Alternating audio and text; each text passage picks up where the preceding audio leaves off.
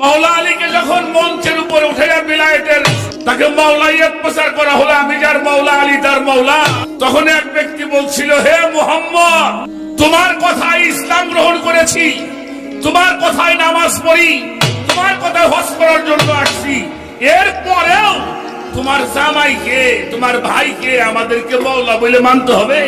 এটা তুমি করো না আল্লাহ করে? যদি আল্লাহ করে তোমার পক্ষে না করো, যদি না আল্লাহ করে তাহলে আমার উপর যদি গজব নাজিল হয়। সেখানে একটা গজব তার নাজিল হয়েছিল। সেই ব্যক্তি কে? এ হলো একটা প্রশ্ন। এর নাম ছিল হারেজ ইবনে নোমান।